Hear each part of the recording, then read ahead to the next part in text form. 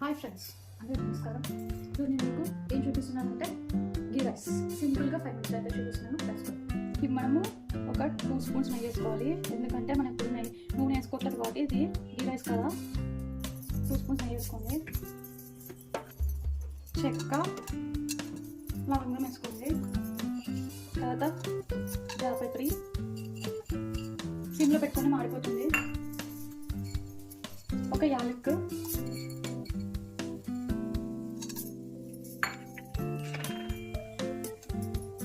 బిర్యానీ కాంట వేసుకొని నేను వేయట్లేదు. ఇప్పుడు దీంట్లోనే మనము గోడంబి వేసేద్దాం. దీంట్లోనే కిస్మిస్ వేసేద్దాం. సిమ్లో పెట్టుకోండి. దీంట్లోనే బాదం వేసేసుకోండి. దీన్ని బాగా ఫ్రై చేసుకున్నాం. నెయ్యి కట్టుకున్నట్టు అనిపిస్తుంది.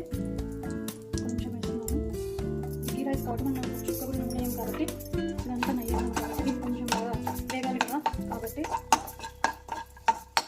బాగా ఫ్రై చేసుకోండి. కొంచెం కలర్ చేంజ్ అయ్యేటప్పుడు. ఇప్పుడు వచ్చేసి నేను దీంట్లో ఒక 6 తీసుకున్నాను. హాఫ్ కట్ చేసి అంటే పచ్చిమిర్చి వేసుకుని మిరపకాయలు వేసుకుంటున్నాను. ఇది పిల్లలు ఇష్టంగా తింటారు. కారంగా లేకుండా పిల్లలు తింటారు కదా, కారం కూడా తినలేదు.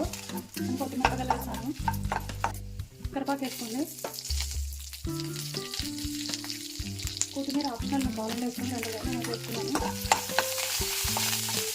చెప్పాను కదా దంచి పెట్టుకున్నానని రాలుపు, అదే వేస్తున్నాను. నాకు సరిపోయిన వేసుకుని సరిపోయిన వేసుకోండి. మీకు కావాలంటే మన టేస్ట్ చూసి వేసుకోండి. పప్పు తీసుకుంటున్నాను. రైస్ సిమ్లో పెట్టి కలిపేసుకోండి. తర్వాత తీసుకోండి. ఇంకా చూడండి కలిపేసాను. ఈ రైస్ వితిన్ 5 minutesలో అయిపోయింది. మనం బాయిల్ చేసిన రైస్ ఉంటే కదా పిల్లలకి చేసి పెట్టిన చాలా ఇష్టంగా తింటారు. కారంగా లేకుండా మిరపకాయలు వేసాను. అవి కూడా బల్లారి మిరపకాయలు అనమాట. అవి కారం ఉండవు. ఇవి ఏమండి, గీ రైస్ రెడీ. టేస్ట్ చూసి చెప్తారా?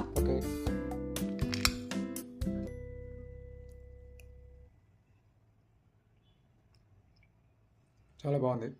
Really very very nice. Try చేయండి. చాలా బాగుందని చెప్పారు. ట్రై చేయండి.